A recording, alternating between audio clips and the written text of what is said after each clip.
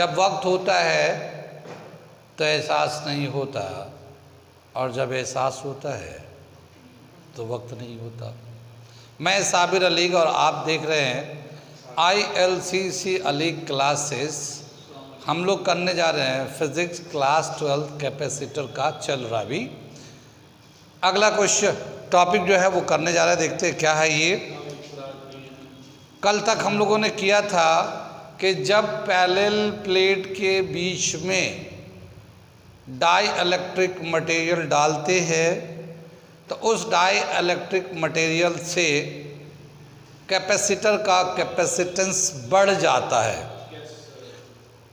और उसके बढ़ने का जो रिलेशन है कि अगर डाइलेक्ट्रिक का थिकनेस बढ़ाते हैं तो कैसे कैपेसिटेंस पे चेंज आता है, या फिर कई सारे डाइलेक्ट्रिक मटेरियल अलग अलग टाइप के एक सीरीज़ में लगाते हैं तो फिर क्या रिलेशन होता है। तो हम लोगों ने देखा कि अलग अलग टाइप के जब डाइलेक्ट्रिक मटेरियल डालते हैं तो सीरीज़ में है, पैरेलल में है, तो उसका नेट कैपेसिटेंस कितना होता है, ये सब रिलेशन मैंने निकाला था। ठीक है, और अच्छा भी लग रहा था, और अच्छा लगना भी चाहिए, क्योंकि कंपटीशन में इस तरह के सेक्शन से ज़्यादा चांस होते हैं क्वेश्चन आने के लिए। अगला बोला क्या कि अगर हम लोग डाइलेक्ट्रिक के जगह पे पैरेलल प्लेट कैपेसिटर के बीच में अगर कंडक्टिंग स्लैब लगाए, क्योंकि जो डाइलेक्ट्रिक होता है आमतौर पे इंसुलेटर होता है, ठीक है ना। अगर हम लोग कंडक्टिंग स्लैब रखते हैं पैरेलल प्लेट के बीच में तो कैपेसिटेंस पे क्या इफेक्ट होगा, क्या रिलेशन होगा, वो करने जा रहे हैं। ठीक है ना। When conducting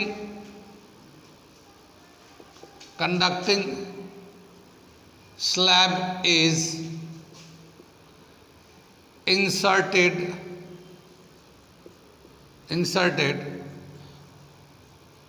between the parallel plates, ठीक है ना। इसके ऊपर कर दे capacitance of parallel plate when conducting slab is inserted between the parallel plates। ठीक है ना। पैरेलल प्लेट के बीच में अगर कंडक्टिंग स्लैब को इंसर्ट करेंगे तो क्या होगा कैपेसिटेंस, ये करने जा रहे हैं हम लोग। ठीक है, क्या दे रखा है ये हमारा एक पैरेलल प्लेट है। एज यूजुअल हम लोग जानते हैं इस पर पॉजिटिव चार्ज होता है, इस पर नेगेटिव चार्ज होता है, ये अर्थिंग होता है, ये सब तो जानते ही है ना। अब हमें ये सब चीज़ें बहुत बच्चों की तरह याद होनी चाहिए। एक हम लोग कंडक्टिंग स्लैब लेते हैं, कंडक्टिंग वो जिसके अंदर इलेक्ट्रॉन्स फ्री होते हैं, 4 फ्री इलेक्ट्रॉन्स होते हैं, ठीक है ना। तो जब हम लोगों ने ये कंडक्टिंग स्लैब को डालेंगे इसके बीच में, कंडक्टिंग स्लैब, इसका थिकनेस T है, और इसके बीच का पैरेलल प्लेट के बीच का जो थिकनेस है या डिस्टेंस है वो D है। ये एक कंडक्टिंग स्लैब है, तो क्या होगा, यहाँ पे पॉजिटिव चार्ज होगा, इस वाला प्लेट पे पॉजिटिव चार्ज है, ठीक है, और इस वाले प्लेट पे नेगेटिव चार्ज होगा। इसकी वजह से ये जो कंडक्टिंग स्लैब है इसके अंदर फ्री इलेक्ट्रॉन्स है, तो इंडक्शन की वजह से सारे नेगेटिव चार्ज जो है ना इस सरफेस पे आ जाएंगे, और इधर की तरफ सारे पॉजिटिव चार्ज इस सरफेस पे चले जाएंगे। कितनी बात सुन में, तो अंदर में फ्री इलेक्ट्रॉन नहीं होगा, फ्री इलेक्ट्रॉन या फ्री चार्ज जो है इसके अंदर नहीं होगा। तो इसके अंदर इलेक्ट्रिक फील्ड कितना होगा, 0 हो जाएगा, क्योंकि इसके अंदर जो है ना कोई भी चार्ज नहीं है, तो चार्ज इंक्लोज नहीं है, तो इसलिए इसका इलेक्ट्रिक फील्ड 0 हो जाएगा। कितनी बात सुन में। इलेक्ट्रिक फील्ड जीरो हो जाएगा, लेकिन ये नहीं कह सकते कि पोटेंशियल भी जीरो हो जाएगा, ठीक है ना। पोटेंशियल जो सरफेस के बराबर होता है। आगे चले पीछे चले, आगे जब चलते हैं तो हम लोग देखते हैं कि कितना इसका इलेक्ट्रिक फील्ड इस पे आएगा, यानी नेट इलेक्ट्रिक फील्ड कितना आएगा, ठीक है ना। आगे दे रखा हमारा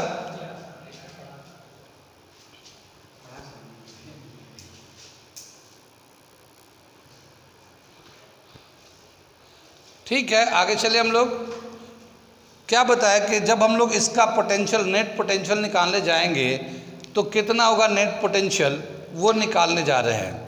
लेकिन हम ये थोड़ा सा लिख दे रहे हैं ताकि पता रहे कि यहाँ पे हम लोग क्या कर रहे थे। When a conducting slab is inserted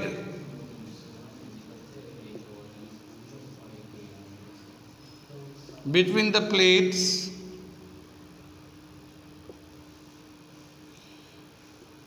the charges moves on the surface of the slab। Surface के स्लैब पे चला जाता, स्लैब के सरफेस पे चला जाता है charge. Now electric field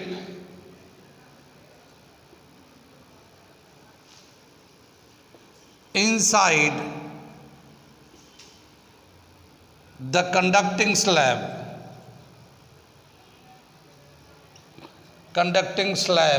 is zero, ठीक है ना। कंडक्टिंग स्लैब के अंदर इलेक्ट्रिक फील्ड जीरो आ जाएगा ये। अब क्या करेंगे, नेट इलेक्ट्रिक पोटेंशियल कितना होगा, नेट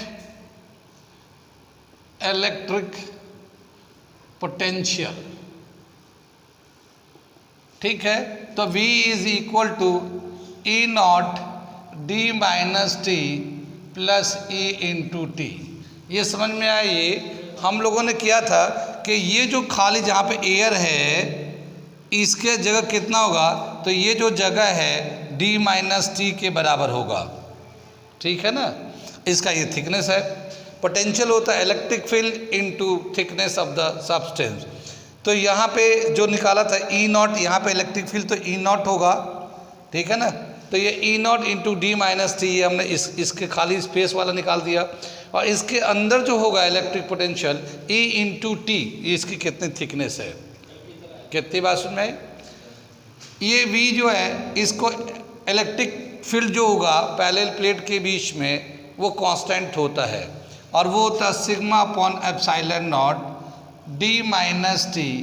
और यहाँ पे इलेक्ट्रिक फील्ड ज़ीरो है, ये T से मल्टीप्लाई कर दिया, ठीक है ना। ये कंडक्टिंग स्लैब पे इलेक्ट्रिक फील्ड का वैल्यू ज़ीरो था।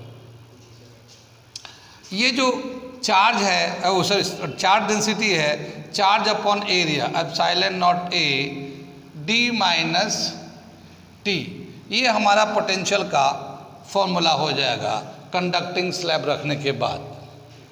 कितनी बात सुन में।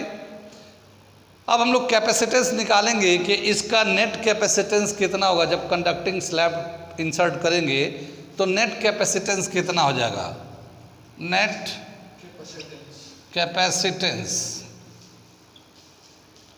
C is equal to Q upon V, ठीक है ना। जो चार्ज था वो तो चार्ज है ही है, ये Q, और V का जो वैल्यू था ये था हमारा Q upon epsilon not into A, और ये D माइनस टी। ये Q से Q कैंसिल हो जाएगा और फिर बाकी एप्सिलॉन नॉट ऊपर जाएगा। कितनी बात सुन में। इसे मैं हेडिंग को मिटा देता हूँ, बाकी थोड़ा इसे भी मिटा देता हूँ। आप लोग नोट कर लिए, पीछे वाले बच्चे नोट कर रहे कि नहीं ना। ओके, आगे चले हम लोग। अब देखिए इसको जो है ना एप्सिलॉन डॉट ए को ऊपर ले जाएंगे, D माइनस टी नीचे ही रह जाएगा। तो कैपेसिटेंस हो जाएगा इसका, कैपेसिटेंस जो है epsilon not A D minus T ठीक है। नीचे वाले को क्या करते हैं, कुछ यूं अरेंजमेंट करते हैं, डी से मल्टीप्लाई और डी से डिवाइड कर देते हैं इस तरह से। ये हम लोगों ने किया, डी से मल्टीप्लाई डी से डिवाइड कर दिया, बात बराबर ही है, सिर्फ अरेंजमेंट किया गया है। कितनी बात समझ में आई? अगर मल्टीप्लाई डिवाइड डी नंबर में किया डी से, तो ये जो अब वैल्यू आएगा अब silent not A upon D, ये सी नॉट के बराबर होगा। कैपेसिटेंस हम लोग करते आ रहे, आप लोग तो जान ही रहे हो, तो इसको हम लोग लिखते हैं C is equal to C not upon 1 minus T by D. ये हमारा रिलेशन, क्योंकि इससे डिवाइड करता 1 हो जाएगा, ये टी बाई डी हो जाएगा। तो ये हमारा एक कैपेसिटेंस का फॉर्मूला होता है जब कंडक्टिंग स्लैब डालते हैं। तो अब ये बताना है कि कैपेसिटेंस बढ़ेगा या घटेगा। हाँ, यहाँ पे इस रिलेशन से क्या पता चला कि नीचे माइनस टी कम हो जाएगा, फिर ऊपर से छोटे से कटिएगा। बोला गया कि नीचे जो वैल्यू आएगा अब लेस देन 1 आएगा, क्योंकि 1 में से t माइनस डी को माइनस करेंगे तो 1 से कम आएगा, यानी डेसिमल में आएगा। और जब कोई वैल्यू डिनोमिनेटर में लेस देन 1 होता है तो जब ऊपर ले जाता है तो वैल्यू बढ़ जाता वो। ठीक है ना, कितनी बात सुन में आई? तो क्या समझ में आया? हेयर डिनोमिनेटर, या फिर इसको लिखिएगा 1 minus T upon D is less than 1। So net capacitance will increase।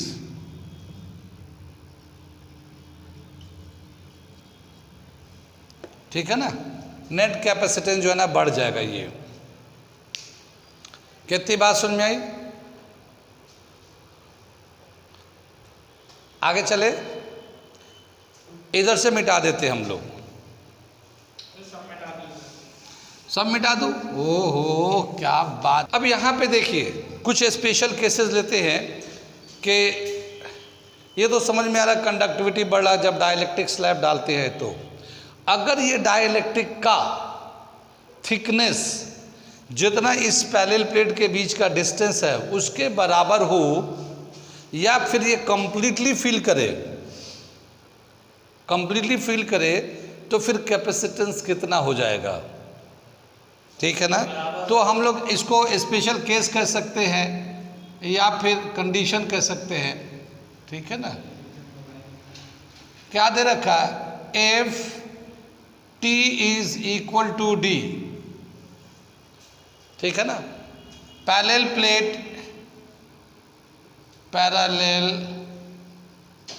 Plate is completely filled by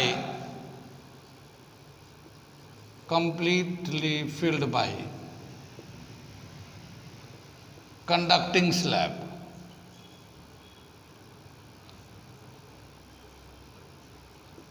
ठीक है ना, कंडक्टिंग स्लैब से अगर कंप्लीटली फिल करेंगे तो फिर क्या होगा यहाँ पे?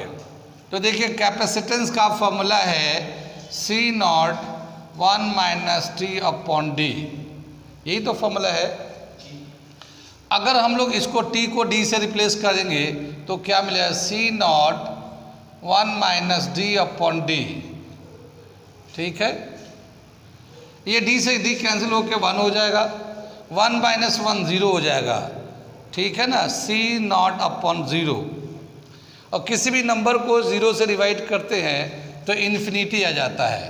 क्या समझ में आया ये कि इसकी कंडक्टिविटी इन्फिनिटी हो जाएगी अगर ये कंप्लीटली फिल कर दिया जाए कंडक्टिंग स्लैब से। तो पहले वो डाइलेक्ट्रिक में नहीं था कंडक्टिविटी। अब इसमें क्या मतलब हुआ, देखो मैं ये बता रहा हूँ इसको कि अगर हम लोग ये पूरी तरह से कंडक्टिंग स्लैब से भर दें, ये पूरी तरह से, तो जो चार्ज यहाँ देंगे, ये कंडक्टर है, वो चार्ज फ़ौरन यहाँ पहुँच जाएगा, अब वो अर्थ में चला जाएगा। जो चार्ज देंगे वो यहाँ पहुँचेगा, यहाँ चला जाएगा। तो जितना भी इधर चार्ज देंगे वो सब उधर जाके अर्थिंग हो जाएंगे। ठीक है ना, तो जितना आप चार्ज दो सब के सब स्टोर हो जाता है। अगर पैरेलल प्लेट को कंप्लीटली डाइलेक्ट्रिक कंडक्टिंग स्लैब से फिल कर दिया जाए तो इसका मतलब समझ में आ गया। ये तो T इक्वल टू डी के बराबर था। अगर T equal to D by two ले यानी हाफ फिल्ड करे कंडक्टिंग स्लैब से, हाफ को खाली रखते हैं, तो फिर क्या होगा, इसका नेट कैपेसिटेंस सेकंड को करने जा रहे हैं, ठीक है ना। When T is equal to D by two, ठीक है, तो क्या आ जाए capacitance C is equal to C not upon 1 minus D by two D, यही तो आएगा। ये डी से डी कैंसिल होगा, ये 1/2 हो जाएगा, ठीक है। तो C नॉट 1/2 बचेगा, 1 में से 1/2 माइनस, तो D में से D कैंसिल हो गया, ये 1/2 माइनस किया 1 में से तो 1/2, ये 2 ऊपर चला जाएगा, यानी कि इसकी कंडक्टिविटी 2 टाइम्स बढ़ गया, ठीक है ना। हाँ, अगर कंडक्टर रखे हाफ एयर का रखेंगे तो जितना एयर वाला था C नॉट था उसका डबल हो जाएगा वो कैपेसिटेंस बढ़ रहा है, यही तो कहेंगे कैपेसिटेंस बढ़ रहा है वो, यहाँ इन्फिनिटी था। अगर मान लेते हैं कि T का जो थिकनेस है कंडक्टिंग स्लैब D/N है, यानी कि D/3 भी ले सकते हैं हम लोग, D/4 भी ले, D/5, तो एक जनरल हम लोग फॉर्मूला बना लेते हैं ताकि हम लोग उसको ही यूज़ करके सबका निकालते रहेंगे। तो हम लोग लेने जा रहे हैं when T is equal to D/N, ठीक है। थर्ड दे रखा when T is equal to D/N, the capacitance is equal to C not 1 minus D/N upon D, ये इस तरह से हो गया। ये D से D कैंसिल हो जाएगा, तो ये मिलेगा C not 1 minus 1 upon N। Simplify करेंगे तो C नॉट ये N माइनस 1 अपॉन N आ जाएगा, ये N ऊपर चला जाएगा तो NC not upon N minus 1, ये हमारा आ जाएगा कैपेसिटेंस का फॉर्मूला, ठीक है ना। कितनी बात सुन में आई। अगर अब यहाँ पे चेक कर ले कि अगर हम लोगों ने T का वैल्यू D रखा था तो D के नीचे कितना था 1, ठीक है ना, D के नीचे कितना था 1, तो अगर हम लोग यहाँ पे 1 डालें तो यहाँ 1 डाला या N की जगह 1 माइनस 1 0 हो गया था, 0 से डिवाइड करेंगे तो ये आया था इन्फिनिटी। अगर D/2 लेते हैं, D/2 लें तो N का वैल्यू कितना 2, तो हमने यहाँ पे 2 डाला और ये 2 माइनस 1 तो ये 2C नॉट, ये 2C नॉट आया है। क्या समझ में आया कि ये एक जनरल फॉर्मूला हमारा होता है N upon N minus 1 into C not when conducting slab is placed inserted between the parallel plate. हाँ, D by the numbers which is the denominator, ठीक है ना। तो कितनी बात समझ में आई। तो ये हमारा इस तरीके से जनरल फॉर्मूला होगा, इसे याद रखिएगा, इसी को यूज़ करिएगा। सबसे पहले तो क्वेश्चन में ये देखना है कि जो इंसर्ट किया गया है वो कंडक्टिंग है या डाइलेक्ट्रिक है, उसी के हिसाब से उसके 2 फॉर्मूले बने हुए हैं उस, ठीक है ना, ठीक है। तो this is the general formula for finding, ठीक है ना।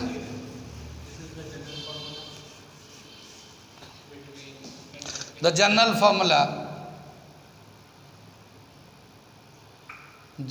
formula to determine the capacitance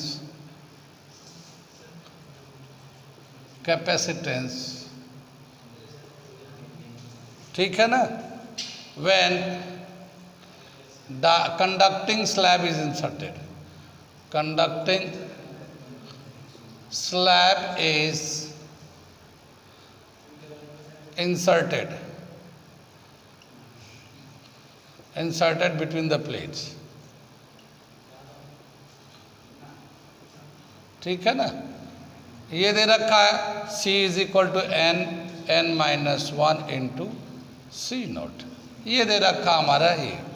यहाँ C नॉट जो है capacitance of parallel plate when there is air, और उसका फॉर्मूला होता है epsilon not A upon D. इसका सी नॉट का वैल्यू होता है epsilon not A upon D. तो इस तरह से हमें कंडक्टिंग स्लैब का निकल के आ गया। आगे देखते हैं, यहाँ से मिटा दें, नोट कर लिए। आगे बोला गया कि एक जो हम लोगों ने पैरेलल प्लेट लेते हैं, तो प्लेट जो लेते हैं हम लोग दोनों बराबर साइज़ के लेते हैं। याद तो होगा कि एक प्लेट लेते हैं, उसको कोटिंग अर्थिंग करते हैं, तो वो दोनों का साइज़ बराबर होता है। अगर तो एक प्लेट दूसरे प्लेट से साइज़ में छोटा बड़ा हो तो फिर क्या होगा इफेक्ट? अच्छा, मतलब एक प्लेट बड़ी एक प्लेट छोटी। एक प्लेट बड़ी हो एक प्लेट छोटी हो, या एक प्लेट को ऊपर नीचे करें, ऐसे मूव करें, जैसे ऐसा रखा हो ना, तो हम एक प्लेट को नीचे एक ऊपर को करें, तो फिर क्या होगा कैपेसिटेंस पे इफेक्ट, ठीक है ना, वो बताने जा रहे हैं। तो क्या दे रखा है? Effect on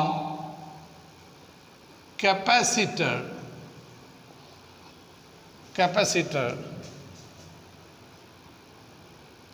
due to change in due to unequal parallel plate, due to unequal plates। ठीक है, ये देखते हैं। जो पैरेलल प्लेट होता है हमारा, ये इस तरह से एक प्लेट ये है, एक प्लेट ये है, ठीक है ना, ये दोनों बराबर के हैं, बराबर के हैं। तो इसका जो कैपेसिटेंस होता है C naught epsilon not A upon D होता है, ठीक है ना। C is equal to epsilon not A into D, ये कैपेसिटेंस होता है हमारा पैरेलल प्लेट का। लेकिन अगर हम लोग प्लेट को एक बड़ा छोटा कर दें, या एक प्लेट को दूसरे प्लेट पे स्लाइड करें, जैसे मान लो ये प्लेट है, हमने नीचे कर दिया थोड़ा सा, ठीक है, तो क्या समझ में आया कि जो ये जो प्लेट है ये बड़ा ऊपर है, ये नीचे है, ठीक है। तो जो मेन एरिया जो ओवरलैप कर रहा है अब इतना हो जाएगा, ठीक है ना। हाँ, मतलब ये वाला एरिया इसका और ये एरिया इसका, तो एरिया में क्या होगा? कम होगा, डिफरेंस आ गया। पहले जितना एरिया था इस प्लेट का, अब ये एरिया कम हो जाएगा।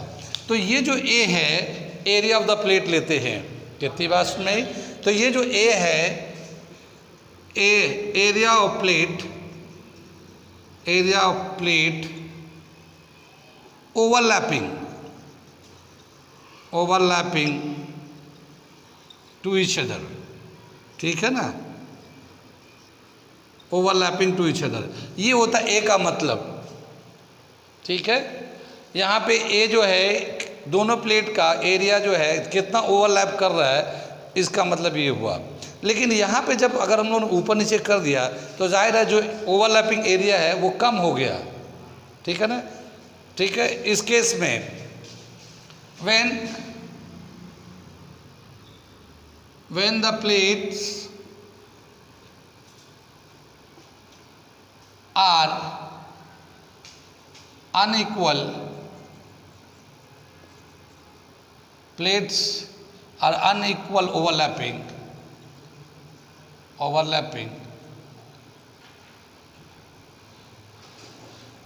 unequal, the effective overlapping area, the effective overlapping area is reduced. So the capacitance is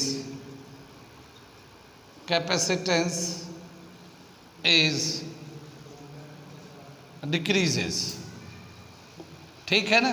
तो क्या समझ में आया कि ये जो है एरिया कम होगा, या इफेक्टिव एरिया कम, ओवरलैपिंग एरिया कम होगा, तो इसका कैपेसिटेंस डिक्रीज कर जाएगा। हाँ, एरिया कम हो जाएगा तो कैपेसिटेंस कम हो जाएगा इसका। तो ये तो इफेक्ट है एरिया का।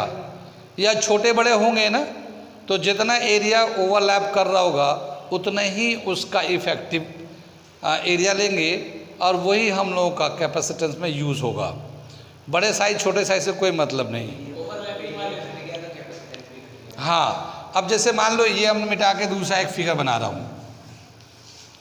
ये दे रखा हमारा, ये इतना बड़ा एक प्लेट है और ये एक दूसरा जो है ना इतना बड़ा है, ठीक है। तो इसके बड़ा होने से कोई फ़र्क नहीं पड़ता है, इसका जो इफ़ेक्टिव पार्ट जो है ना इतना ही काउंट करेंगे, इधर में भी इफ़ेक्टिव पार्ट जो रियल में ओवरलैपिंग करेगा। तो जितना इसका एरिया होगा यही वाला एरिया हम लोग लेंगे इधर से।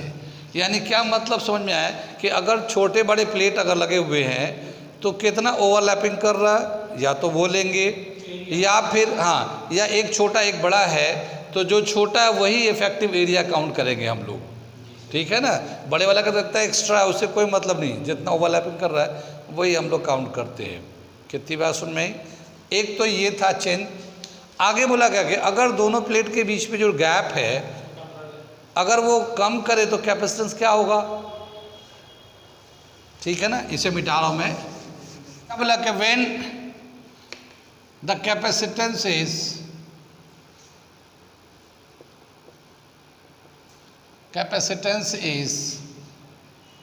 C is equal to epsilon not A into D, ठीक है।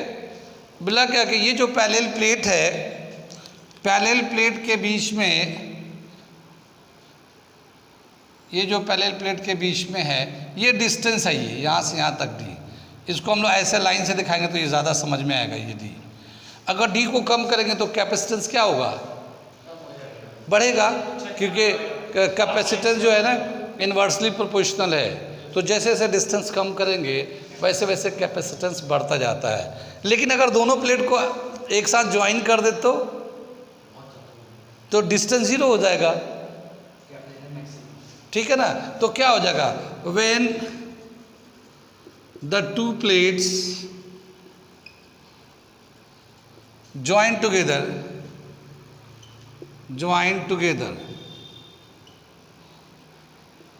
ठीक है, द इफेक्टिव और the net capacitance is infinity. Net capacitance is infinity. कैसे दिखाएंगे, C is equal to epsilon not A into 0 दिखाएंगे और ये इन्फिनिटी आ जाएगा, ठीक है ना। क्योंकि दोनों प्लेट को जोड़ दिया तो डिस्टेंस 0 हो गया और किसी भी नंबर को 0 से डिवाइड करेंगे तो इन्फिनिटी हो जाता है ये। तो ये हमने देखा इसका इफेक्ट कैपेसिटेंस। जब पैरेलल प्लेट के बीच में हम लोग डाइलेक्ट्रिक डालते हैं तो उस पैरेलल प्लेट के बहुत सारे करैक्टर है। क्या क्या करैक्टर है कि पैरेलल प्लेट पे चार्ज कितना स्टोर होता है, चार्ज स्टोर होने की वजह से उसका कैपेसिटेंस कितना हो जाएगा, फिर पोटेंशियल कितना हो जाएगा, उसका इलेक्ट्रिक फील्ड कितना होगा, एनर्जी स्टोर कितना होगा, ठीक है ना। तो ये 4-5 पैरामीटर्स हैं, उन पे क्या इफेक्ट होगा जब dielectric material parallel plate के बीच में डालेंगे तो, ठीक है ना। तो ये करने जा रहे, ये टॉपिक है variation of properties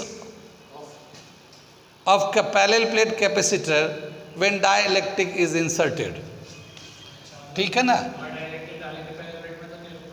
When variation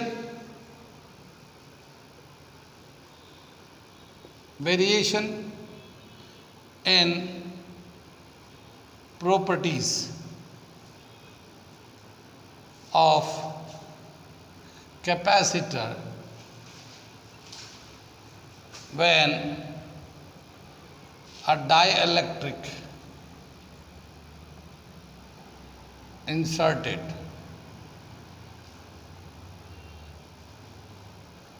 between them। यहाँ पे जो है ना ये डाइलेक्ट्रिक इंसर्ट करेंगे तो कंप्लीटली फिल करेंगे, यानी कि T जो है D के बराबर होगा। हाँ, here T is equal to D ये लेंगे, यानी कंप्लीटली फिल करेंगे, पार्शियली नहीं फिल कर रहे हैं। और हम लोग वेरिएशन देख रहे हैं इसका, ठीक है। The basic properties of capacitors are charge, stored capacitance,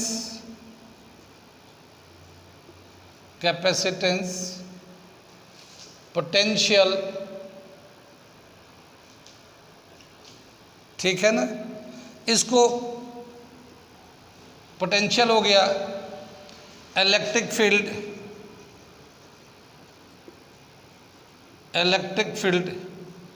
E not, potential को हम लोग ऐसे का वी नॉट, और यहाँ पे कैपेसिटेंस को सी नॉट से दिखा देते हैं, और ये जो चार्ज है ये क्यू नॉट से दिखा देते हैं, ऐसे सब पे लगा दिया। And stored energy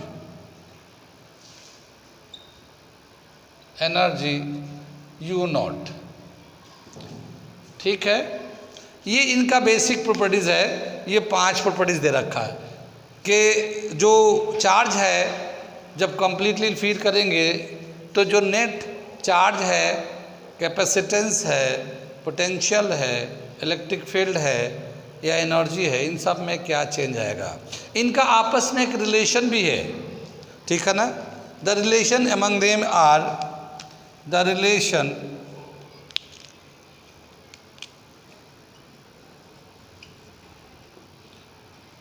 among them are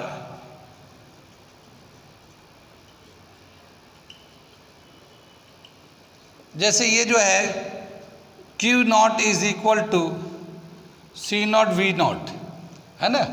एक रिलेशन ये होता है हमारा, और एक रिलेशन ये होता है, ये V not is equal to E not is equal to, या V not is equal to E not D, ठीक है ना। एक ये होता है एनर्जी का half C not V not का स्क्वायर, ठीक है ना। एनर्जी का एक हम लोगों ने, ये एनर्जी का है, ये पोटेंशियल का है, ये चार्ज का है। ये 3 रिलेशन ऑलरेडी हमारे पास है जो हम लोग पीछे कर चुके हैं। अब अगर हम लोग डाइलेक्ट्रिक डालेंगे तो डाइलेक्ट्रिक डालने के बाद इन सारे रिलेशंस पे क्या इफेक्ट पड़ेंगे, ओवरऑल या इंडिविजुअली क्या इफेक्ट पड़ेगा, कितनी बात सुनिए।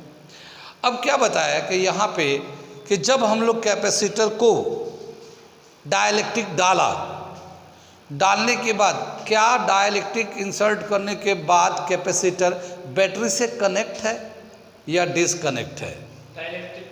डाइलेक्ट्रिक इंसर्ट कर दिया, उसके बाद बैटरी से कनेक्ट है या डिसकनेक्ट है। कनेक्ट होगा तो क्या चेंज होगा, और डिसकनेक्ट होगा तो क्या चेंज होगा। तो हम लोग पहले ले रहे हैं, ठीक है ना, when capacitor is connected by battery, ठीक है ना। तो अगला हेडिंग डाल रहे हैं इसमें, ये ए देता है when the capacitor is connected with battery.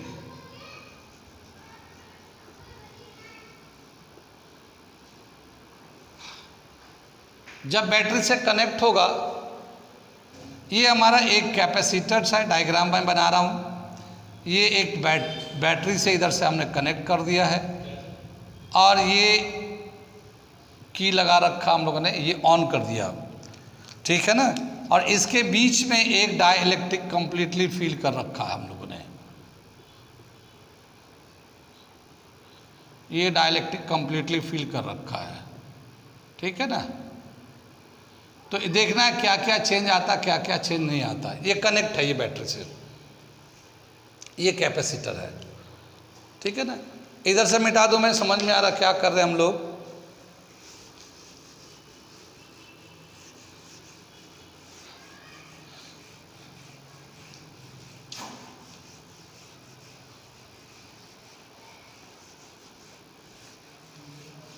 ये दे रखा हमारा, जिसको कर रहे हैं, इसमें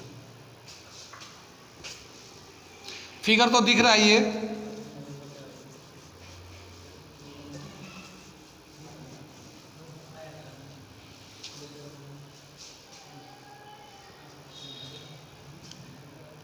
ये देखिए क्या दे रखा है कि जब हम लोग ये कैपेसिटर था और इसको बैटरी से कनेक्ट कर रखा था हम लोगों ने, ठीक है ना, ये कनेक्ट कर रखा था इस तरह से। तो इसका जो था जितना भी चार्ज गया था, जो भी चार्ज था वो चार्ज स्टोर हुआ, उससे फिर पोटेंशियल हुआ, फिर उससे जो फील्ड का डिफरेंस हुआ या फिर एनर्जी जो भी हुआ वो हो रहा था। लेकिन यहाँ पे एयर था इसके बीच में। लेकिन जब हम लोगों ने इसके अंदर डाइलेक्ट्रिक मटेरियल इसमें डाला इस तरह से, जब डाइलेक्ट्रिक डालेंगे तो क्या होगा, डाइलेक्ट्रिक से हमारा कैपेसिटेंस बढ़ जाता है ना, और कंप्लीटली फील है तो जितना डाइलेक्ट्रिक कांस्टेंट होगा उतना टाइम्स कैपेसिटेंस बढ़ जाएगा। यानी जो नेट कैपेसिटेंस सी होता है के टाइम्स ऑफ सी नॉट हो जाता है। कैपेसिटेंस बढ़ गया, इसका मतलब चार्ज भी ज़्यादा स्टोर करेगा, चार्ज ज़्यादा स्टोर करेगा। लेकिन क्या हुआ कि ये एक पॉजिटिव से कनेक्ट है, एक प्लेट एक नेगेटिव से कनेक्ट है, तो जितना इसकी बैटरी होगी या जितना पोटेंशियल होगा वही पोटेंशियल इसका भी होगा। कितनी बात में इस कैपेसिटर का पोटेंशियल उतना ही होगा जितना इस बैटरी का पोटेंशियल है, ठीक है। तो जब डाइलेक्ट्रिक डालते हैं और बैटरी को कनेक्ट करके रखते हैं तो पोटेंशियल जो बैटरी का होता है उतना ही पोटेंशियल उस कैपेसिटर का भी होता है। तो पोटेंशियल रिमेन कांस्टेंट, ठीक है ना, पोटेंशियल में चेंज नहीं आता है। जितना बैटरी का पोटेंशियल होगा उतना ही उस कैपेसिटर का इंसर्ट करने के बाद भी उसका कैपेसिटर का पोटेंशियल उतना ही रहेगा। तो पहला दे रखा है, पहला पॉइंट दे रखा पोटेंशियल, इलेक्ट्रिक पोटेंशियल, इलेक्ट्रिक, ठीक है ना, it remain constant, remain constant, ठीक है, दैट इज वी नॉट। ये वी नॉट के बराबर ही रहेगा। कितनी बात में पोटेंशियल जब कांस्टेंट रहेगा तो फिर इलेक्ट्रिक फील्ड का क्या इफेक्ट होगा। तो दूसरा लेते हैं electric field, electric field E, ठीक है। ई जो होता है electric field V upon D होता है। कितनी बात सुनी, पोटेंशियल अपॉन डिस्टेंस। तो इसका पोटेंशियल, ये जो पैरेलल प्लेट जिस पे ये है इसका पोटेंशियल चेंज नहीं हो रहा है और डिस्टेंस भी कम बेसी नहीं हो रहा है, डिस्टेंस भी उतना ही है। तो E is naught is equal to V naught upon D और it is equal to E naught, यानी ई नॉट के बराबर ही होता है। क्योंकि पोटेंशियल चेंज नहीं हो रहा है तो हम लोग ई को ई नॉट से दिखा सकते हैं इसको।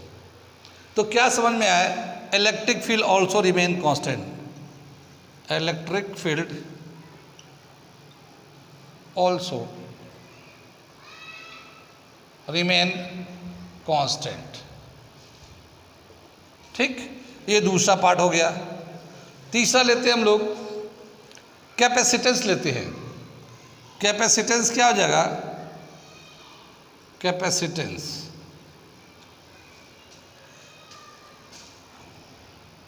See when a dielectric of dielectric constant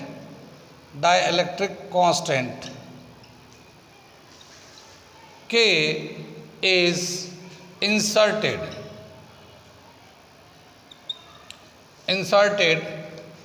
between the plates,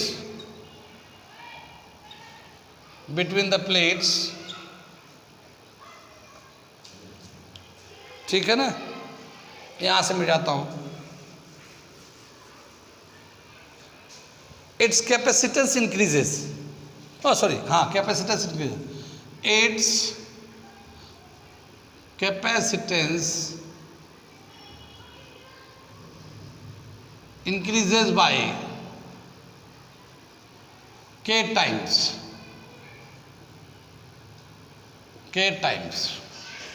और C इज इक्वल टू के सी नॉट, इसका कैपेसिटेंस बढ़ जाएगा इसका।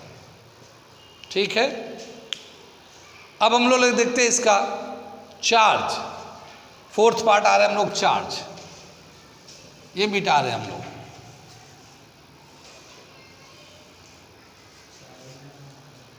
ठीक है, फोर्थ लेते हैं चार्ज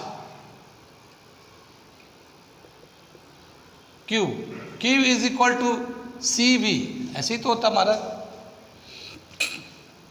C इंटू वी होता है। लेकिन ये जो C है ये K टाइम C नॉट है, और ये जो V है V में चेंज नहीं होता, V कांस्टेंट है वो, तो V नॉट से रिप्लेस कर दिया।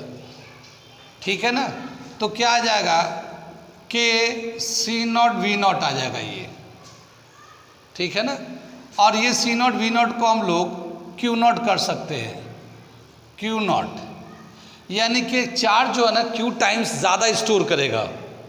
पहले जितना ये चार्ज यहाँ पे स्टोर कर रहा था, इस वाले ओपन में जितना चार्ज स्टोर कर रहा था, अब K टाइम्स जितना डाइलेक्ट्रिक कांस्टेंट है उतना टाइम्स चार्ज ये ज़्यादा स्टोर करेगा। तो अब इसका चार्ज जो है ना K टाइम्स बढ़ जाता है। Storing charge is increased by K times. Charge के स्टोर करने की कैपेसिटी K टाइम्स बढ़ जाता है। ऐसे ही हमारा एनर्जी दे रखा है, ये एनर्जी दे रखा है। फिफ्थ एनर्जी का फॉर्मूला U से दिखाते हैं हम लोग, और ये हाफ CV² होता है। हम लोगों ने डिराइव किया है, ऑलरेडी डिराइव किया हुआ है ये। तो ये जो है हाफ C का वैल्यू जो है ना के सी नॉट के बराबर है। यहाँ पे देखिए C वहाँ पे के सी नॉट है, और ये जो V था V कांस्टेंट था, तो हमने V कांस्टेंट रख के उसका स्क्वायर कर दिया। ये आ जाएगा हाफ के C not V not square, या यूँ कह सकते हैं के 1/2 C not V not square. ठीक है ना, तो इसका जो एनर्जी है K टाइम्स बढ़ जाता है, K इंटू यू नॉट, यानी energy increase by K times, energy increase by K times. ठीक है ना, तो यहाँ पे एनर्जी जो है K टाइम्स बढ़ जाता है। क्या समझ में आया कि एक पैरेलल प्लेट कैपेसिटर में जब डाई इलेक्ट्रिक को इंसर्ट करते हैं और बैटरी कनेक्ट रहता है, बैटरी डिस्कनेक्ट नहीं है, बैटरी कनेक्ट रहता है, तो इनके जो बेसिक प्रॉपर्टीज़ है उनमें क्या क्या चेंज आता है वो मैं यहाँ पे एक साथ लाइन से लिख देता हूँ। क्या है, ये पोटेंशियल जो है कांस्टेंट रहता है V नॉट के बराबर, इलेक्ट्रिक फील्ड जो है ना E नॉट के बराबर, ये भी कांस्टेंट रहता है, और इसके बाद कैपेसिटेंस जो है ना K टाइम्स C नॉट हो जाता है, फिर चार्ज जो है K टाइम्स Q नॉट हो जाता है, और एनर्जी जो है K टाइम्स U नॉट हो जाता है। ये पहला पॉइंट समझ में आ गया। ये हमने एक साथ समराइज कर दिया कि ये दो कांस्टेंट है, पोटेंशियल कांस्टेंट है, फील्ड कांस्टेंट है, चार्ज जो है ना K टाइम्स बढ़ा और कैपेसिटेंस K टाइम्स बढ़ा, एनर्जी भी K टाइम्स बढ़ गया। अब देखते हैं अगर बैटरी जो है डिसकनेक्ट कर दें, यानी बैटरी को अगर हम लोग डिसकनेक्ट कर देते हैं, यहाँ पे देखते हैं। ठीक है, तो अगला हेडिंग डाल रहे हैं, उसका डिसकनेक्ट करते हैं। तो व्हेन बैटरी इज डिसकनेक्टेड,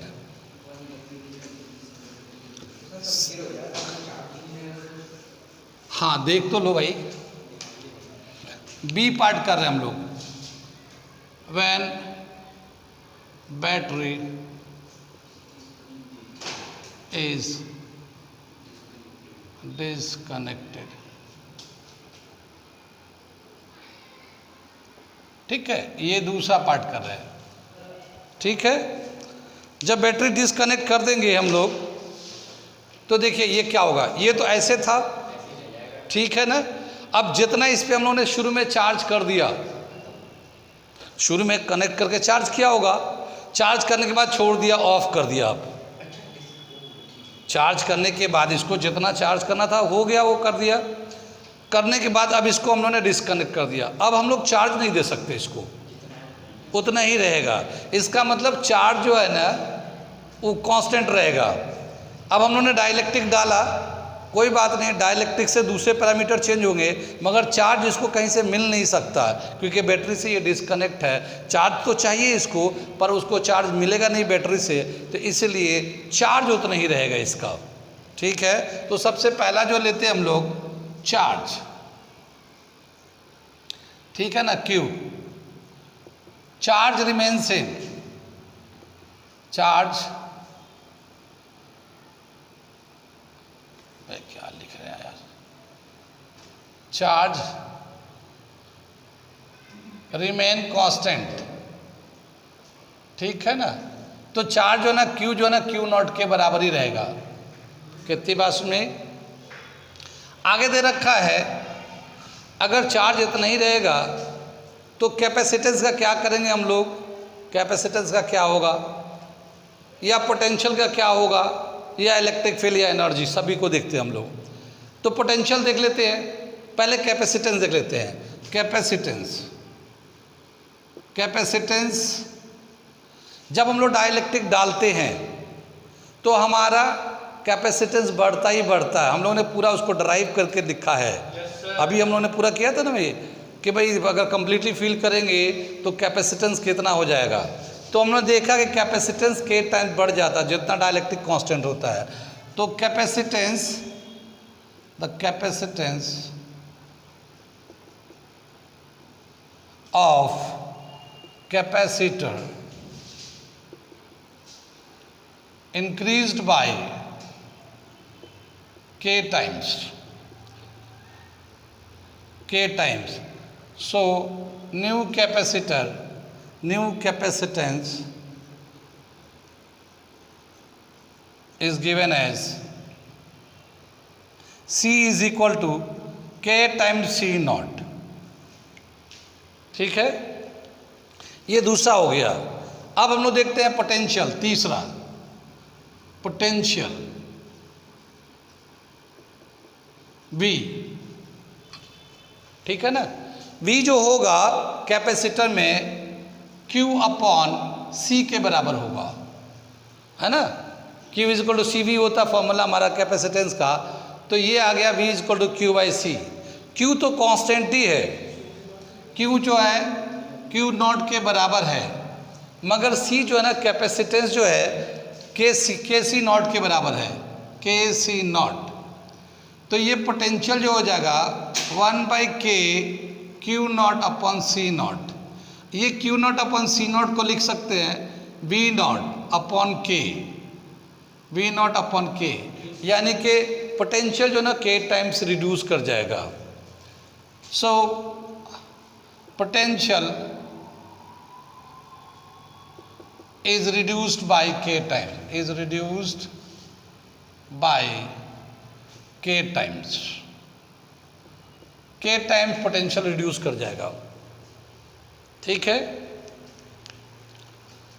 ऐसे ही दे रखा है इलेक्ट्रिक फील्ड, इधर से मिटा देते हैं हम लोग। इलेक्ट्रिक फील्ड का देखते हैं क्या इफेक्ट होगा इलेक्ट्रिक फील्ड पे। ठीक है, so electric field is equal to fourth वाला electric field E is equal to V upon D, है ना। तो पोटेंशियल जो है इसका आ रहा है V नॉट अपॉन के डी, ठीक है ना। V नॉट अपॉन के डी लिख दिया पोटेंशियल की जगह पे, वहाँ से पोटेंशियल उठा लिया। तो V नॉट अपॉन डी जो है इसको हम लोग V नॉट के E नॉट के बराबर लिख देंगे, E नॉट अपॉन के। ठीक है, इसका मतलब क्या है, electric field also reduced by k times, electric field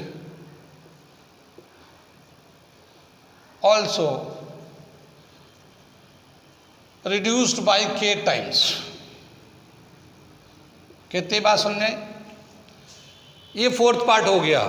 fifth ले लेते हैं एनर्जी।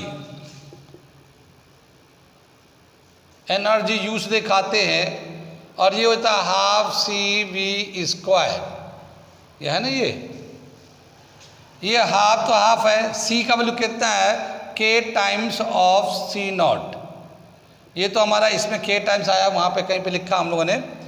और पोटेंशियल क्या होता है वी नॉट अपॉन के, पोटेंशियल है, ये पोटेंशियल वहाँ पे था। इसको स्क्वायर करते हैं तो 1/2 K C nought into V nought square upon K square, ये के से इसका पावर कैंसिल हो जाएगा और ये हो जाएगा 1/2 C nought V nought whole square upon K, या फिर यू नॉट अपॉन के। कितनी बात समझ में आई? तो यहाँ पे क्या देख रहे हैं कि यहाँ पे जो एनर्जी है के टाइम्स रिड्यूस कर गया। तो क्या समझ में आया इसमें कि अगर हम लोग डिस्कनेक्ट कर दिया है और यहाँ डाई इलेक्ट्रिक डाला है तो इनके क्या क्या कांस्टेंट रह गए। देखो क्यू जो है ना क्यू नॉट के बराबर है, ठीक है ना, ये क्यू जो है ना क्यू नॉट के बराबर होगा, चार्ज कांस्टेंट है। और कैपेसिटेंस जो है के टाइम्स ऑफ क्यू नॉट हो गया। उसके बाद पोटेंशियल जो है वी नॉट अपॉन के हो गया, के टाइम्स घट गया। इलेक्ट्रिक फील्ड भी ई नॉट अपॉन के टाइम्स घट गया। और एनर्जी जो है वो भी के टाइम्स यू नॉट अपॉन के टाइम्स घट गया। तो ये जो है जब डिस्कनेक्ट करते हैं तो ये तीन पैरामीटर देखिए, पोटेंशियल, फील्ड एंड एनर्जी घट जाता के टाइम्स, मगर कैपेसिटेंस के टाइम्स बढ़ जाता है और चार्ज सेम रहता है जब डिस्कनेक्ट करके रखते हैं तो। और कनेक्ट होता है तो बाकी वो पैरामीटर तो हमने लिखा ही है। तो इस तरह से ये जो डाई इलेक्ट्रिक हम लोग डालते हैं पैरेलल प्लेट के बीच में, तो उनका जो वेरिएशन होता है सारे प्रॉपर्टीज़ में, बैटरी जब कनेक्ट है बैटरी डिस्कनेक्ट है, उसके हिसाब से ये आ गया। ठीक है ना। अगला टॉपिक करने जा रहे हैं हम लोग कॉम्बिनेशन ऑफ चार्ज ड्रॉप्स। ये भी एक बहुत इंपॉर्टेंट टॉपिक है। देखिए क्या होता है इसमें, कॉम्बिनेशन ऑफ चार्ज ड्रॉप।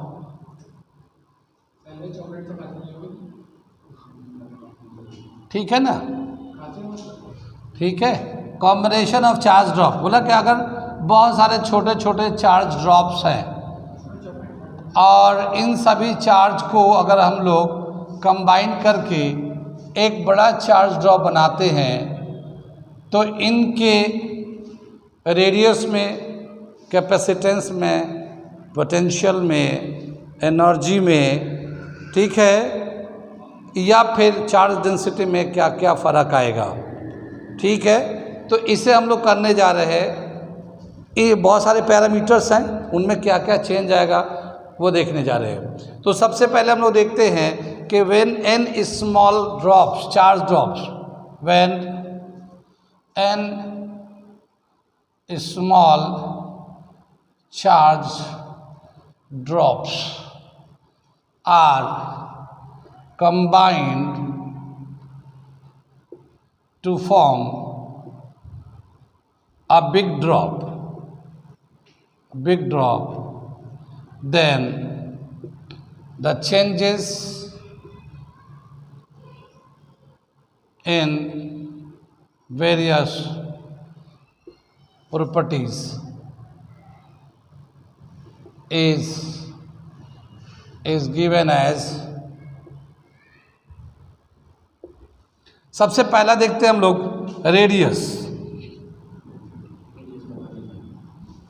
ठीक है ना, सबसे पहले देख लेते हैं हम लोग रेडियस। रेडियस में कितना चेंज आएगा। ठीक है, क्या बताया कि ये जो एन ड्रॉप्स है, इस N drops, total N drops का जो वॉल्यूम होगा वो बड़े वाले वॉल्यूम के बराबर होगा। तो volume of bigger drop is equal to volume of N small drops, या बॉल्स कर सकते हैं, ये बॉल्स भी कर सकते हैं। बड़े वाले स्फेरिकल है तो 4/3 पाई कैपिटल आर क्यूब ये वॉल्यूम हो जाएगा। छोटे वाले का n into 4/3 pi R small R cube. ठीक है, ये इस तरह से रिलेट करेगा। 4/3 पाई कैंसिल हो जाएगा और यहाँ पे जो कैपिटल आर है इधर क्यूब रूट डाल देंगे तो n 1/3 स्मॉल आर के बराबर होगा। यानी बिगर ड्रॉप का जो चार्ज होगा रेडियस होगा वो cube root of n into radius of smaller drop आ जाएगा। एक रिलेशन तो ये हो गया। चार्ज दूसरा लेते हैं हम लोग, चार्ज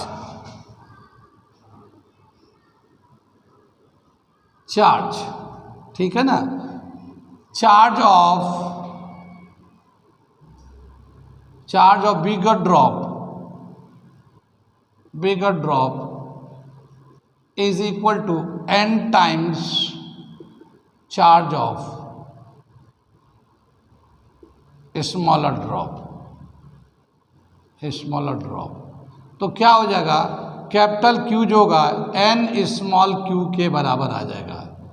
ये इसका रिलेशन आ जाएगा चार्ज का। ठीक है, अगर हम लोग कैपेसिटेंस का रिलेशन निकालने जाते हैं, कैपेसिटेंस तो तीसरा टर्म ले रहे हैं हम लोग कैपेसिटेंस, थर्ड ले रहे हैं कैपेसिटेंस। ठीक है ना। कैपेसिटेंस जो स्फेरिकल ड्रॉप का फॉर्मूला पता है, कैपेसिटेंस कितना होता है स्फेरिकल ड्रॉप के लिए, 4 pi epsilon not into R, है ना, याद है रेडियस पे। तो क्या लेंगे हम लोग, capacitance of bigger drop upon capacitance of smaller drop लेंगे तो स्फेरिकल बॉडी का कैपेसिटेंस का फॉर्मूला होता है 4 pi epsilon not into R, cap bigger के लिए रेडियस लिया और स्मॉलर के लिए 4 pi epsilon not into small R. ये इससे कैंसिल हो जाएगा, capital R upon small R आ जाएगा। कैपिटल आर का वैल्यू जो है हम लोग इधर निकाला था अभी CS, और ये है n 1/3 into small R upon small R. ये इससे कैंसिल हो जाएगा, ये n 1/3 का पावर जाता है। तो CS जो है, CB जो है यहाँ पे लेके आया, CB कैपिटल जो capacitance of bigger drop n raise to the power 1/3 into CS हो गया। ठीक है, ये हम लोग ले लिया। आगे ये हम लोग थोड़ा सा पोटेंशियल को कर देते हैं। हम लोग क्या है पोटेंशियल, कैपेसिटर में हम लोग पोटेंशियल का फॉर्मूला ले लेते हैं। क्या है ये, potential of bigger drop is equal to charge of bigger drop upon capacitance of bigger drop. Charge of bigger drop का कितना, ये देखिए Q जो है n इंटू स्मॉल q के बराबर है, और कैपेसिटेंस कितना आया है, ये कैपेसिटेंस है n raise to the power 1/3 into CS, capacitance of small drop. ये VB आएगा पोटेंशियल ऑफ बिगर ड्रॉप, ये n 1 - 1/3, ये तो n का टर्म में आ गया, और QCS, ये Q/CS जो है ना पोटेंशियल ऑफ स्मॉलर ड्रॉप आ जाएगा, potential of smaller drop etch, और ये वैल्यू आ जाएगा। तो BB जो होगा n2/3 on potential of smaller drop. ये रिलेशन हो जाता हमारा पोटेंशियल का, smaller drop and bigger drop का पोटेंशियल का। अगला हम लोग करने जा रहे हैं एनर्जी का। ठीक है ना, एनर्जी ऑफ कैपेसिटर। फिफ्थ कर रहे हैं एनर्जी ऑफ बिगर ड्रॉप। ठीक है ना, बिगर ड्रॉप, ये U ले लेते हैं, और ये कितना हो जाएगा, ½ CV²। ये बिगर ड्रॉप का लेंगे। ठीक है ना, फिर हम स्मॉलर ड्रॉप के टर्म में लिख सकते हैं। ठीक है ना, ये एनर्जी ऑफ बिगर ड्रॉप्स ले रहे हैं। तो ये जो है ना energy of bigger drops ½ C जो है ना कैपेसिटेंस कितना आया हुआ है, ये है n 1/3 into capacitance of smaller drop, और ये आ गया पोटेंशियल ऑफ बिगर ड्रॉप। ये देखिए यहाँ पे है कितना आ जाएगा, ये n 2/3 VB का होल स्क्वायर है। या वी बी ने बी एस का होल स्क्वायर। ठीक है, कितनी बात समझ में आई? ये तो हो जाएगा 4/3 और ये मल्टीप्लाई कर रहा है तो ये n पे 1/3 प्लस 4/3 आ जाएगा। इधर से मैं मिटा दूं थोड़ा सा, ये हम लोग मिटा दे रहे हैं। ये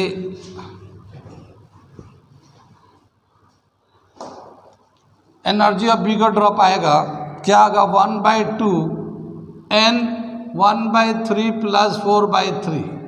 ठीक है ना, ये स्क्वायर करके आ गया। और ये हो गया CS capacitance of smaller drop, potential of smaller drop. ठीक है ना, ये बिगर ड्रॉप की एनर्जी हो जाएगी।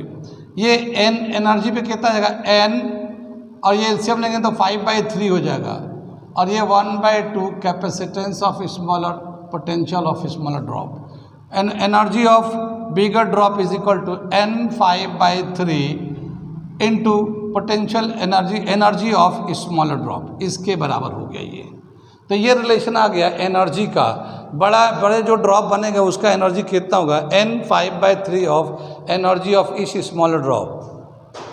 ठीक है ना। आगे दे रखा सरफेस चार्ज डेंसिटी, 6th वाला surface charge density, surface charge density. ठीक है ना।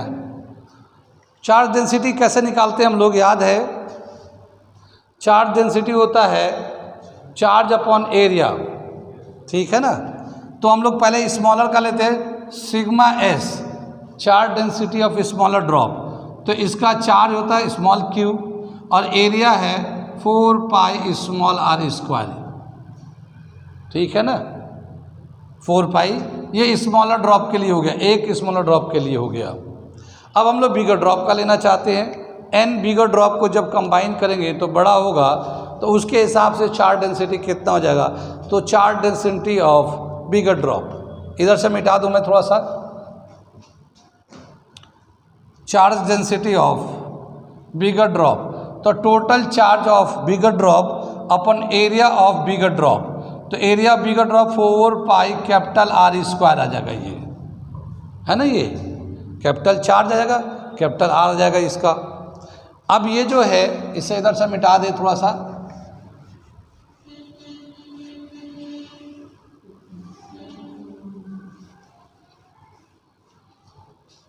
इसको कंपेयर करा देते हैं। पहले इसको लिख लेते हैं sigma B, charge density of bigger drop. Q को लिखेंगे एन क्यू, कैपिटल क्यू जो था एन क्यू के बराबर था, हम लोग लिखा था 4π, इस कैपिटल आर जो है n 1/3 का स्मॉल आर का होल स्क्वायर आएगा ये। ठीक है ना, कितनी बात समझ में आई?